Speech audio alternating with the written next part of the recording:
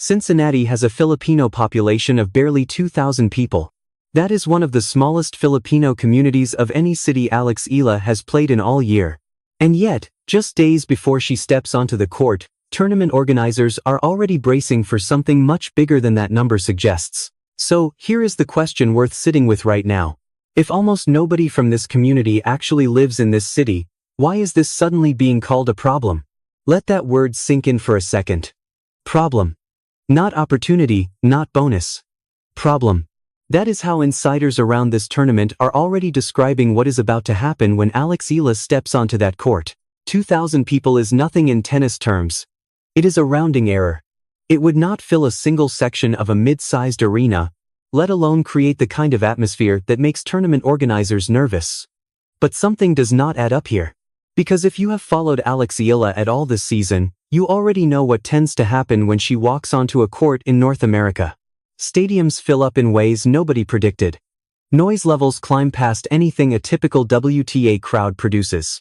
And somehow, city after city, this keeps happening no matter how small the local Filipino population actually is. So what is really going on in Cincinnati? Is this just hype?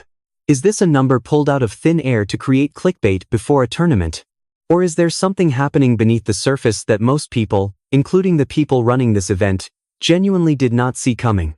By the end of this video, you are going to understand exactly why a community this small in one city can still create a headache this big for organizers hundreds of miles away. And once you see the pattern, you will never look at a tiny local population number the same way again. To understand why 2,000 people in Cincinnati could possibly matter this much, we need to rewind first and look at what already happened in the two cities eala played right before this one. Before we go further, you need to understand who eala actually is right now. She is the 17th seed at Cincinnati, ranked 18th in the world, and she is in the middle of the best season of her career. 21 years old. Playing the most important tennis of her life. And she is walking into Cincinnati fresh off a run through Washington and Toronto that already changed how tournament organizers think about her. Here is why this matters, and it is not just about tennis. In Washington, at the DC Open, the tournament owner said something that should have made headlines on its own. He revealed that 80% of ticket sale inquiries that July were specifically about eala's matches. 80%. Not about the number one seed. Not about a Grand Slam champion headlining the draw. About her. Then came Toronto. SoBi Stadium holds 12,500 people. And by the time eala's matches rolled around, that stadium was packed with Filipino fans, loud enough and dense enough that eala herself posted on Instagram afterward, joking that it felt like being back in her own barangay, her own neighborhood, thousands of miles from home. Now here is the number that changes everything about how we should think about Cincinnati. Cincinnati, the city has maybe 2,000 Filipino residents. But zoom out just a little bit, and the entire state of Ohio tells a completely different story. Nearly 17,000 Filipino Americans call Ohio home, 17,000 people, spread across the state, but all within driving distance of one tennis stadium in Mason. Think about what that actually means.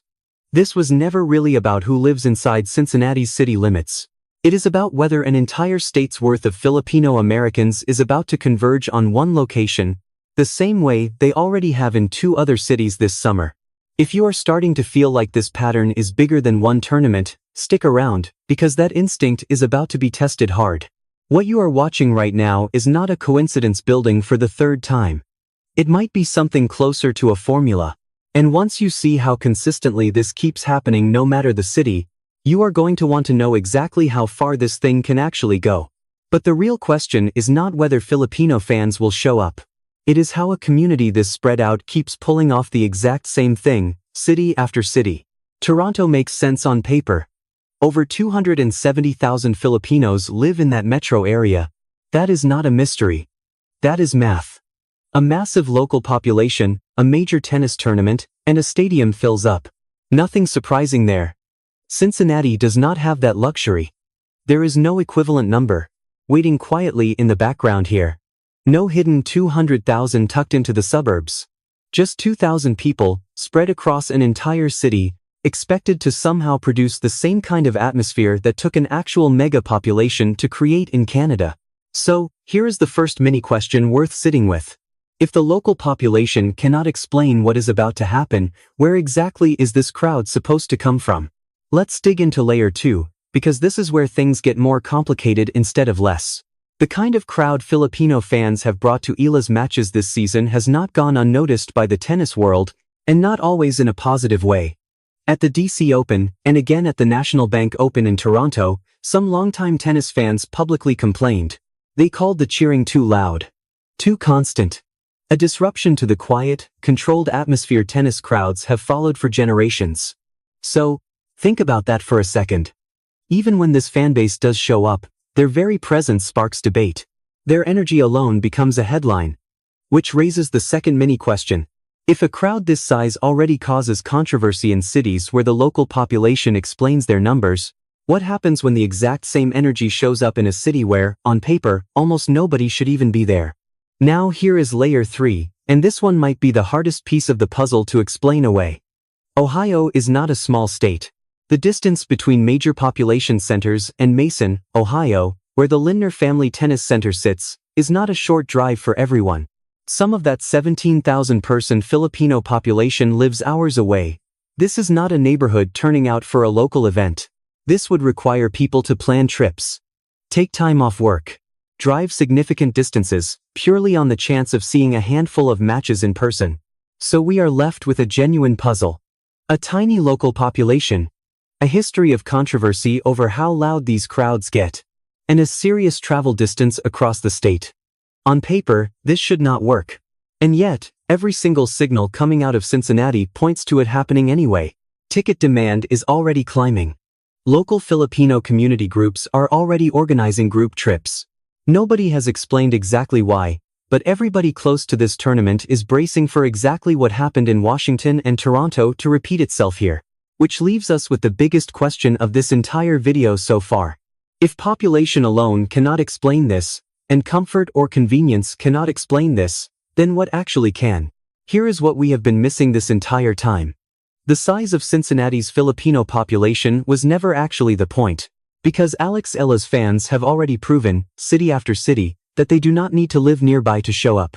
Stop and really sit with that for a second, because it changes everything we just walked through. From the very beginning of this video, we were treating this like a population math problem. Small city, small local community, so logically, a small crowd. That is how most tournament attendance works. That is how most fan bases behave. You draw your crowd from the people who already live close enough to walk in the door. But that assumption, the one we have been quietly building this entire video around, does not actually hold up when you look at what has already happened this season. In Washington, the crowd was not explained by DC's local Filipino population alone. In Toronto, yes, the local numbers were massive, but the intensity, the noise, the sheer devotion in that stadium, that came from something deeper than proximity. It came from people who were choosing to be there, not simply happening to be there. Here is an analogy that makes this click instantly. Think about how concert tours actually work. Fans do not show up to see a major artist because they happen to live near the venue. They show up because they are willing to drive for hours, take a day off work, plan an entire trip, just to be in the same room as someone who matters to them. Distance stops being a barrier the moment the artist becomes worth the trip. Alex Eala has become exactly that kind of draw inside the Filipino-American community. And once you see it through that lens, Cincinnati stops looking like an outlier and starts looking like the next stop on a tour. Ohio's 17,000 Filipino Americans are not a passive statistic waiting to be activated by geography. They are part of a network that has already mobilized twice this summer, in DC and in Toronto, and every signal points to them doing it again. This is the moment where the entire story flips. The problem tournament organizers are bracing for was never about whether enough Filipino people live in Cincinnati. It was about whether they understood, early enough, that population numbers stopped being the relevant metric the moment eala became must-see tennis for this specific community. If this reframe feels like it just rewired how you think about crowd numbers, you are exactly where you should be right now. Drop a comment and tell me if you saw that twist coming, because a lot of people watching this did not. And that reaction alone tells you something about how underestimated this pattern has been. That reframe explains the pattern beautifully. But does it actually hold up when you look at the real numbers behind this specific trip to Mason, Ohio? If this theory about a mobile fanbase is right, The proof should already be sitting in the numbers from her last 2 tournaments. And it is. Start with Washington. The DC Open owner did not offer a vague impression or a friendly guess. He gave an exact figure. 80% of ticket inquiries in July were specifically about eala's schedule. 80%. That statistic alone tells you this was never a local phenomenon confined to people who happen to live nearby. That level of demand only makes sense if people from well outside the immediate area were actively planning to be there. Now layer in eala's own words. After Toronto, she did not just thank her fans in passing. She specifically thanked them, in Tagalog, for staying up late, for praying, for traveling to support her, not just in Toronto, but in Washington as well. Read between the lines there for a second. She was not describing hometown fans cheering from their living rooms. She was describing people who made a deliberate choice to be present, wherever she happened to be playing. And here is proof number 3, and this one comes directly from inside the tournament itself. Cincinnati's organizers did not treat eala like just another 17th seed buried in the draw. They gave her a first-round bye. They granted her the highest seeding of her career at a WTA 1000 event. That is not a routine scheduling decision. That is a tournament, actively preparing for the exact kind of demand we have been tracking through this entire video. So let's connect this back to where we started. Why is a Filipino population of 2,000 suddenly being treated as a problem for organizers? Because it was never about population, it was about preparation. Every piece of infrastructure around ticketing, security, and stadium logistics was originally planned around Cincinnati's tiny local Filipino community. Not around an entire state's worth of fans who have already proven, twice this summer, that they will travel for this exact moment.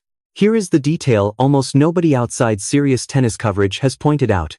eala's fanbase does not grow primarily through ESPN highlights or mainstream broadcast coverage the way most rising stars build an audience. It spreads through social media and word of mouth inside the Filipino diaspora itself, group chats, community pages, family networks stretching across entire states. That is a distribution channel most traditional tournament organizers are not built to measure, predict, or plan around, which is exactly why a number as small as 2,000 could catch an entire operations team off guard. So the real problem was never about who lives in Cincinnati. It was about whether anyone was actually ready for what happens next. So here is the real answer to the question we started with. Cincinnati never had a population problem. It has a preparation problem. 2,000 people was never the number that mattered. 17,000 was. And even that number understates what is actually happening here, because this was never really about how many Filipino Americans live within driving distance of Mason, Ohio. It was about how far this specific fanbase has already proven it is willing to travel, and how consistently that pattern has repeated itself, city after city, all season long. Here is why this matters beyond just one tournament. If Cincinnati plays out the way Washington and Toronto did, this stops being a one-time surprise and starts becoming something tournament organizers across the entire country have to plan for. The US Open is next. New York has one of the largest Filipino communities in America already sitting right in the city. If a tiny population in Ohio can create scenes like this, what happens when eala walks into a market that size, with a Grand Slam spotlight on top of it? That is the real stakes sitting underneath this entire story. This is not just about ticket sales or stadium noise anymore. It is about a rising athlete who may be permanently changing how tournaments have to think about crowd size, demand, and community mobilization, all across the sport. So here is where we leave things, right on the edge of finding out. Does that 17,000-strong army actually show up the way DC and Toronto did? Does Cincinnati become the third city in a row where a population number completely fails to predict what happens inside the stadium? Or does this finally become the moment where distance and logistics catch up with even the most devoted fanbase in tennis? Whether that 17,000-strong army actually fills the stands starts right now, and you are going to want to see it for yourself. If you want to find out whether Cincinnati becomes city number 3 in this pattern, or the place where it finally breaks, subscribe now. Because the moment those stands fill up, or do not, we are going to be right there breaking down exactly what happened and what it means for everything still ahead this season.